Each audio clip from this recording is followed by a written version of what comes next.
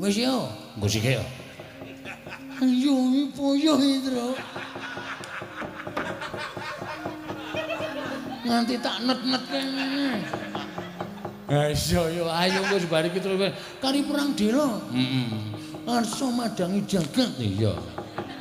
Ayo. Iya ya. Potok ndasmu.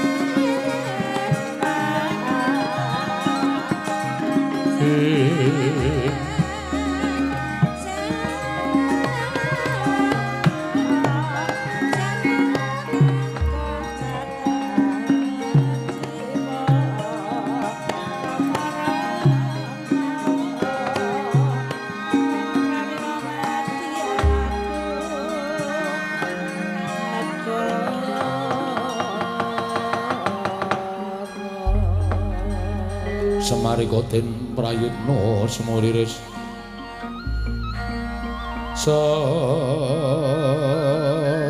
semuriris eko balik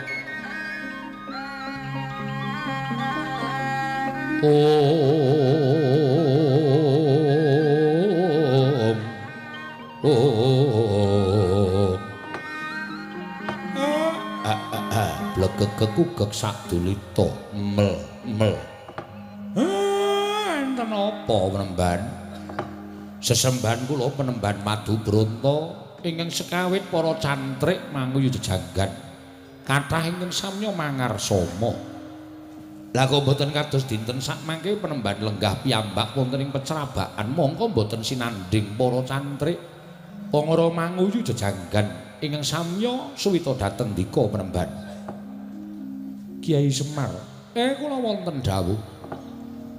Apan wis dadi kareping Begawan Madu Bronto dina samengko ora ndak keparengake salah sawijining cantrik ngadhep kalawan penemban Madu Bronto ya mung Kiai Semar sak anakmu ingkang ndak keparengake ngadhep sabab ana bab ingkang wigati ingkang bakal ndak aturake marang Kiai Semar. Pripun wigatos menapa? Dina iki dina ingkang wis dijanjekake dening para Jawata dewa bakal matedhakake kanugrahan ora jeneng nedya gayuh marang kanugrahan nanging neter marang ketrimaning Madu Bronto nggono wis maha sing asamun teteki ana ing pertapan ngringin putih apa ya bakal ketrima uripe Madu Bronto sarana pikantuk kanugrahan umapa ta ora sayekti uripe Madu Bronto isih kelepetan dedusan lan tansah kudu manekung marang ngersaning Hyang Mahanasa supaya dosa ingkang sinandhang dening Madu Bronto isa ilang saka lair lan batinku nanging yen to pancen mengko ketrima uripe Madu Bronto pikantuk kanugrahan ya mbok menawa iki undu-unduane nggone wis nuku sarana tapa brata ning pertapan ngringin putih kene Kiai Semar Semareka den prayitna samuriris eka balik titiyani gandayani trisanya purnama sasi gilar-gilaran ing tengah latar milang lintang bima sekti nek ngaten ndak malah kula ganggu sampeyan mang sekecake le ulah kasutapan kula ndedonga mugi-mugi pikantuk napa sing sampeyan karepake Ndara pandhita kang kinarya wangsit pindha kombang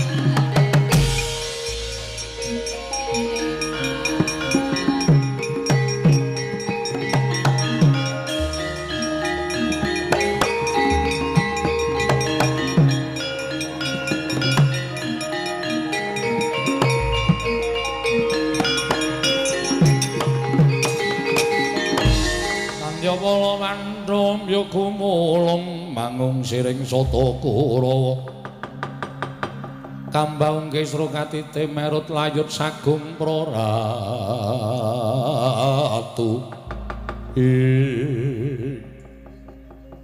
Madu Bronto aja kaget ulun ingkang mrapta ana ing pertapan ngringin mutik sawise ulun kekalangan malaya ngupaya kelawan calon swarga ulun nitik marang lan curing sarta cahya ingkang sumundul ing ngawiyat metu saka angganing pandhita ing ringin putih Begawan Madu Bronto tetela lamun kita mustikaning titah mustikaning para satriya ingkang trep lan wis pantes ulun manjing nganggo kita aja kaget Madu Bronto ulun Wahyu Cakranirat ingkang bakal momong lawan jagat kita Madu Bronto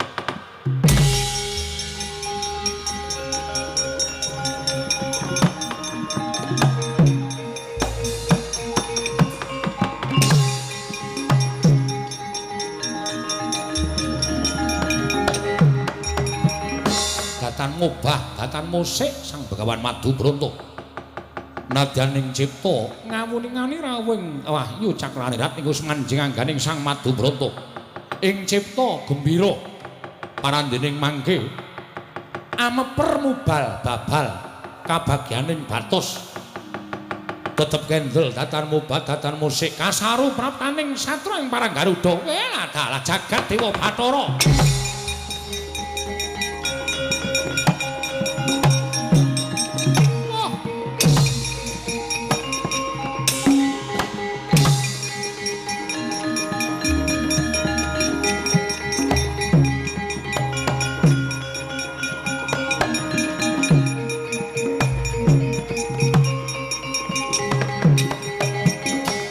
Pandhita kang kinarya wangsit pindha kombang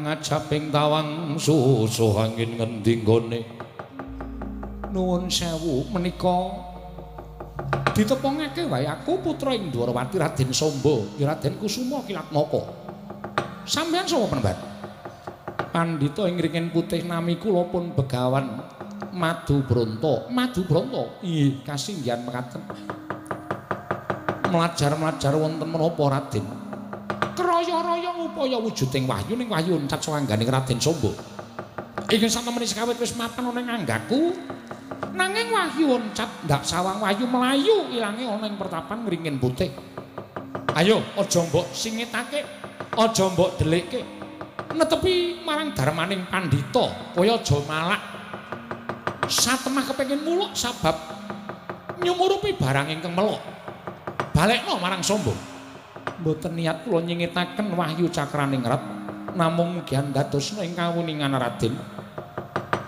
Wahyu Cakraningrat piyambak ingkang paring dawuh sakmangke sampun manjing sarta angemongi dhateng jagatipun Madu Bronto Raden paladalah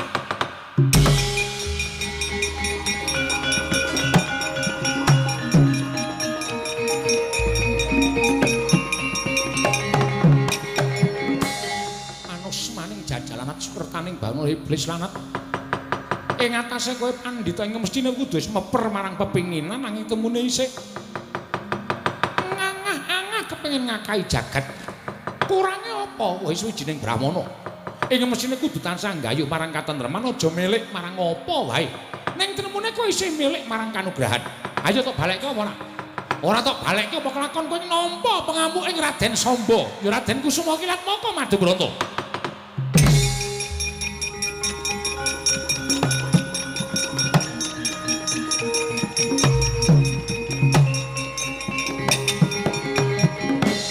Raden Samba. Malah panjenengan menika estunipun inten klentu. Mestinipun panjenengan menika saged meper dhateng mubal babaling kanepson tiyang kedulungan wahyu menika kedah menep manahipun boten katarungku ing hawa nafsu nanging nyatanipun panjenengan tasih ngongasaken dhateng asmanipun Raden Samba sumongah panjenengan umuk menawi panjenengan menika putranipun Nata Ndarawati tumunten panjenengan badhe gendak sikara dhateng kula. Panjenengan badhe mejahi dhateng kula ketitik ngunus curiga kados mengkatan ora sakekan gunung tanpa guna. Mbok weneki ora? Ayo Cak Rendat. Ora mbok weneki tak lomba parung wadukmu. Kowe tekane kuat mati wahyu mecu oncat saka anggamu. Kula semanggaken Raden.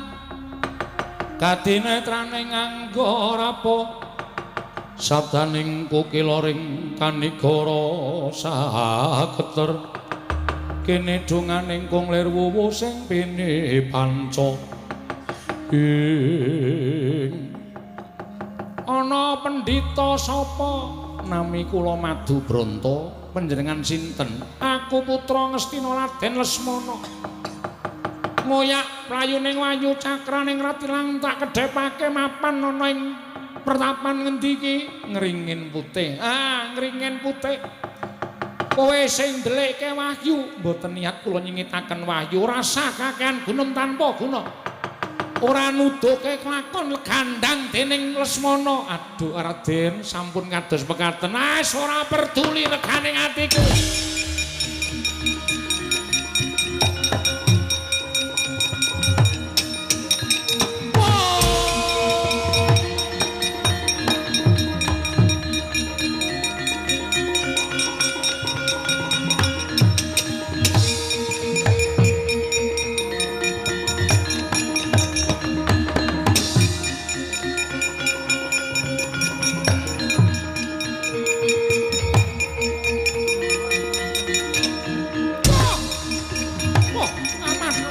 Angger Samba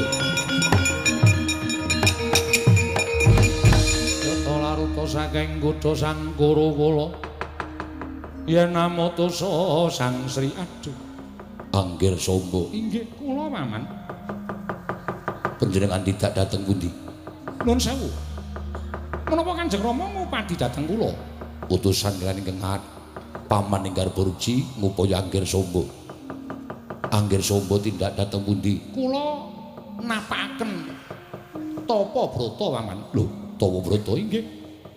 Inggih dipun gayuh wahyu cakraningrat jumbo kan sasmita ingkang sampun kula tampi. Salajengipun nanging wahyu oncat mapan angganipun Begawan Madubranta ing Ringin Putih. Kula suwun boten dipun paringaken. Lajeng sakmangke kula kenging pangaribawanipun Madubranta kula kendhang kapracundhang Paman. Wonten dawuh. Mbok kula dipun tulungi. Nggih. Menawi kula mitulungi Angger Samba mangke mindhak klentu. Sakmangke gandeng panjenengan dipun antu-antu ingkang Rama, malah babar pisan kula dherekaken kundur. mangke menawi sampun miranggi ingkang Rama panjenengan kula aturi wadul ingkang Rama mbok menawi ingkang Rama saguh tuwin sagah bebantu dhateng Angger Samba ngaten paman inggih monggo kula dherekaken paman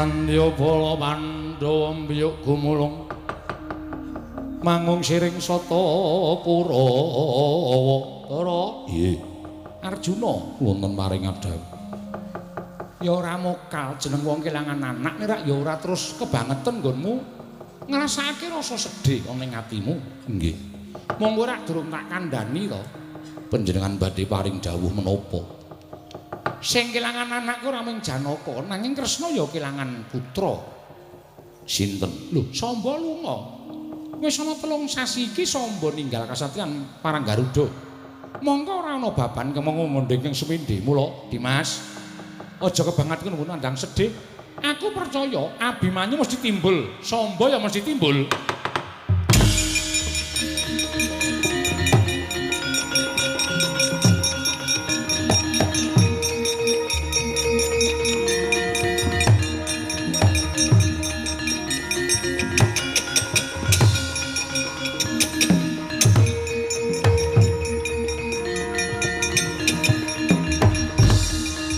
Sinayeng manglung mintonaken tiwi kramanira Samba inggih Rama Setyaki nggih aku ngaturke panuwun ya Dimas lho iki kowe janjane lunga nendi to nggih kok ora pamit piwale-wale menapa Rama estunipun anggen kula kesah menika mboten kok mburu dhateng keremenan kula piyambak menika mboten lho ora mbujung marang kesenengan mboten lah terus kula menika napakaken kasutapan tegesipun kula lampah prihatin. Lho, Samba kok prihatin ki ora jeneng. Ngane-aneh to. Mboten menika saestu. Apa to sababe dasarmu apa kok aku prihatin? Amargi kula nampi sasmitaning dewa. Sasmita apa? Bilih Jawata badhe matedahaken kanugrahan wahyu cakraning rat wahyuning Kanalindran.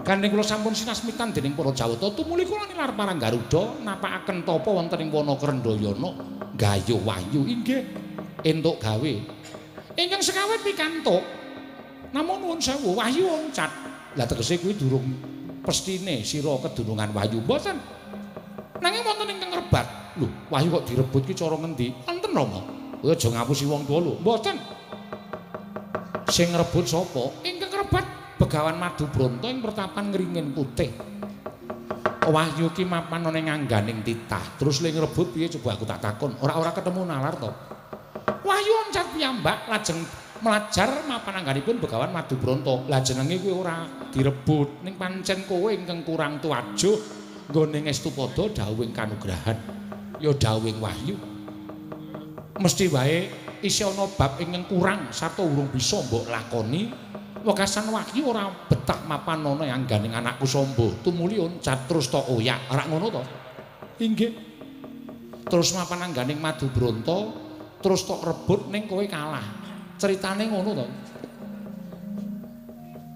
anu napa ayo gawe jujur inggih ngaten menika cocok terus kowe ketemu karo pamanmu kowe suwan ramamu aku tok kon rebut wahyu kowe njaluk bantu ngrebut wahyu rak ngono to aduh inggih Rama lah tegese kowe goro karo wong tuwa nyun mampun semados Rama menika purun ngrebataken wahyu nek wahyu direbut Madubronto aku sagung ngrebut kene gandeng wahyu kuwi mapan angganing Madubronto saka kersaning wahyu dhewe lah lek arep njaluk piye mbok ya aja kaya ngono to Samba apa ingkang mbok tindakake mau sayekti durung jumbuh karo kersaning si wahyu inggih sakmenika ngaten mawon. Rama kersa bantu kula menapa mboten?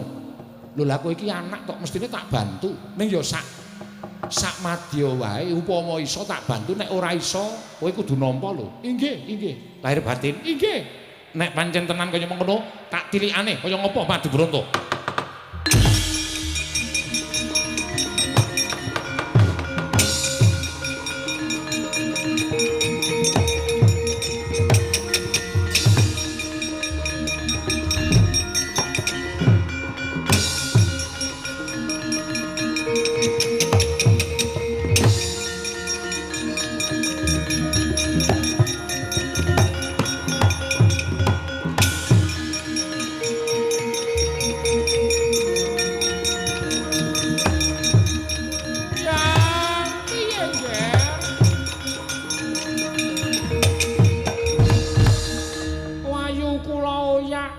Manjing wonten pertapan ngringin putih iya mapan angganing Madu Bronto ya lah terus kula rebut mboten entuk kula kaseblak barat kontal tibado sampeyan kudu iso nggayuke obat sawange kaya apa Madu Bronto.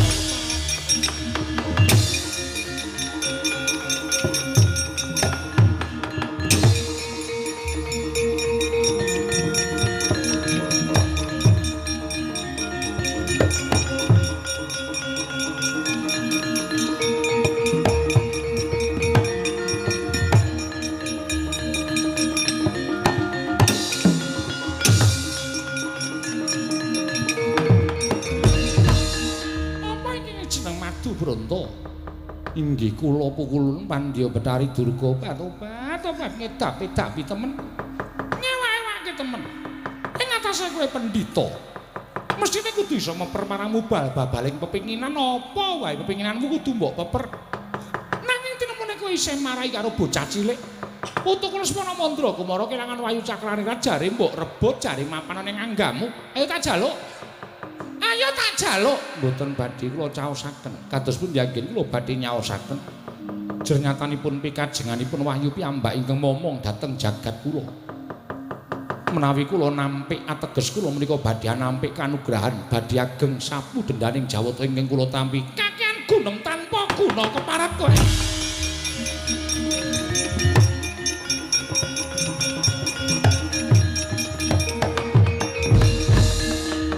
Dep tesmak panyawanging Sang Pandya Betari Durga nalika semanten kena perbawaning Sang Begawan Madu Bronto Sang Pandya Betari Durga ngalumpruk kapandhuk beda ring katresnan ingkang tukul wonten penggaling Sang Permoni nalika semanten ing pengajap arsang grayang salining Sang Madu Bronto kenging prabawa kendhang kapracundhang kota kaprapal mak dawah wonten ing dandang mangore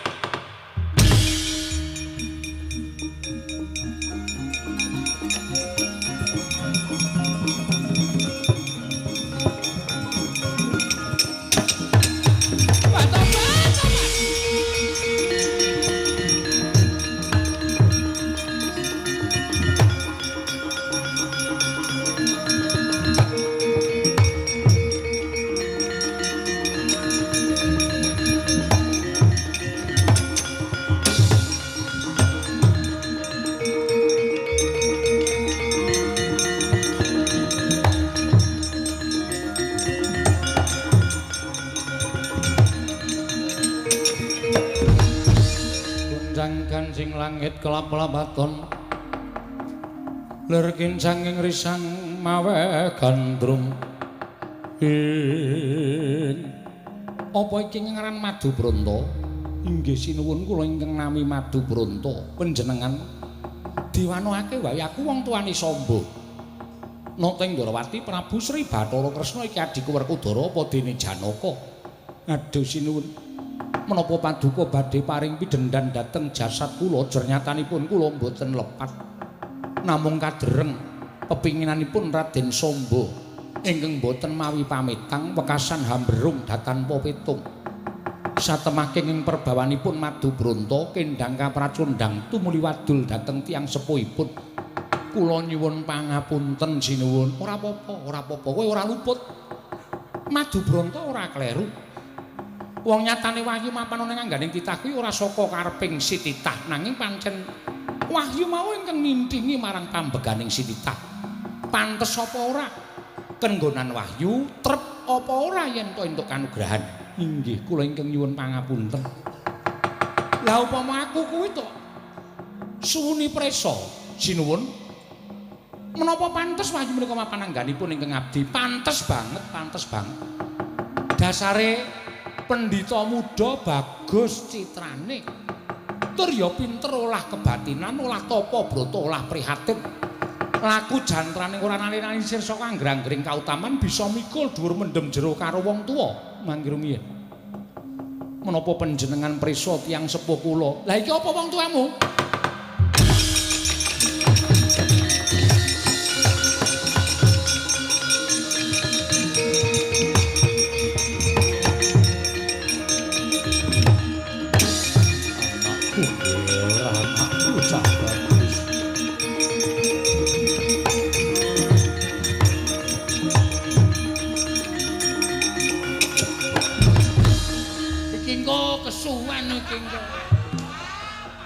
anggere metu ming arep ngisruwi Ndara Kresna to Setagong. Wis ora usah.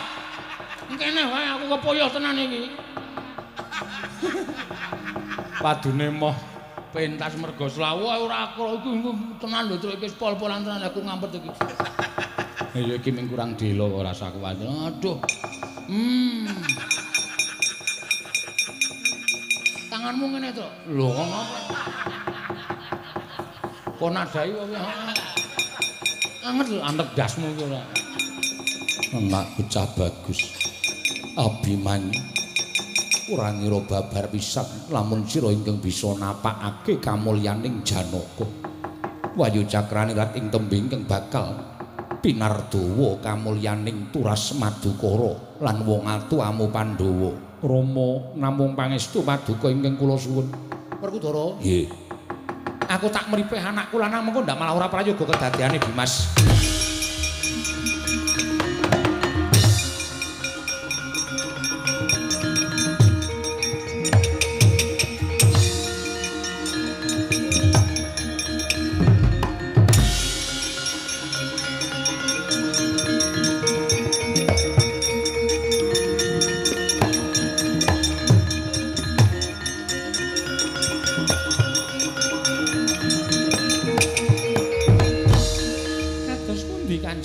Sombo ngonten maring adhawu.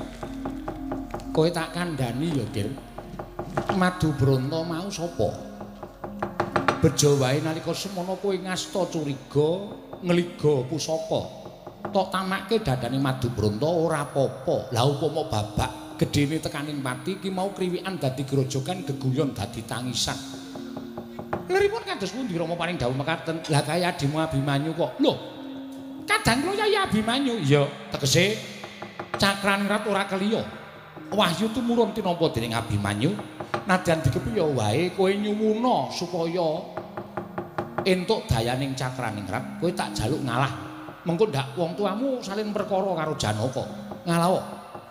Ngalah dhisik. Sesuk mangsa kalene ana wektu ingkang mirungganan prayoga upama ana tumurun kanugrahan, wong tuamu saguh gayuhake. Wong tuamu saguh gayuhake sapa?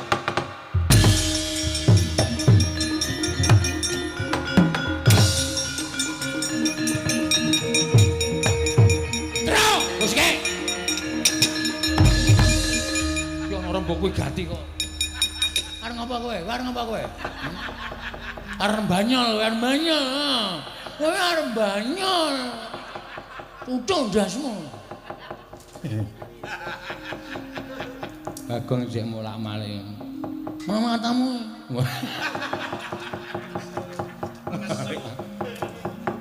Ngopo Petruk? Ndara Samba sajahe kuciwa penggali. Mestine kagul kok gelan atine nggih.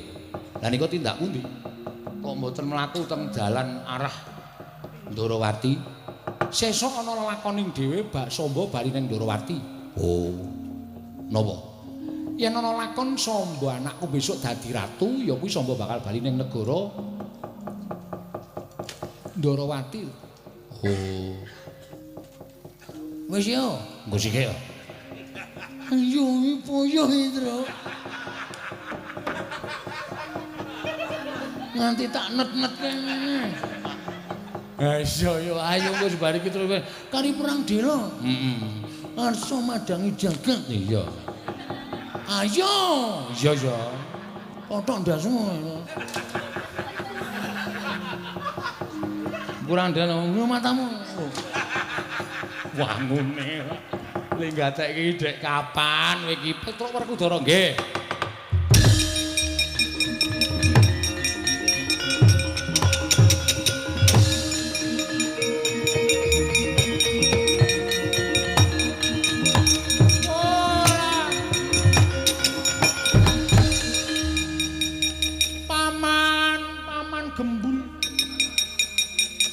Jaluk wayu cakrane rat Balya nggih cah bagus.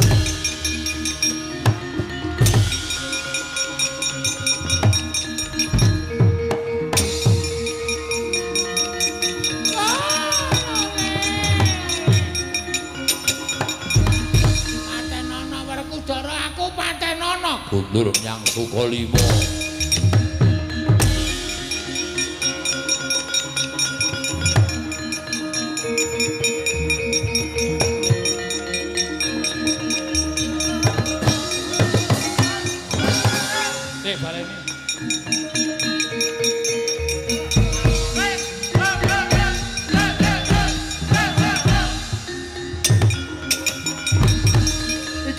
Banyol kremus ndasmu sapa-sapa seneni kabar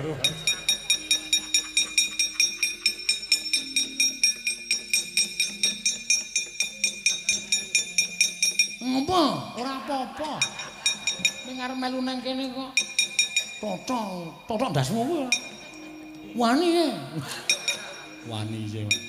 sinuwun piye Semar Ndara Werkudara nggih sastra mulya memayu ayuning bawana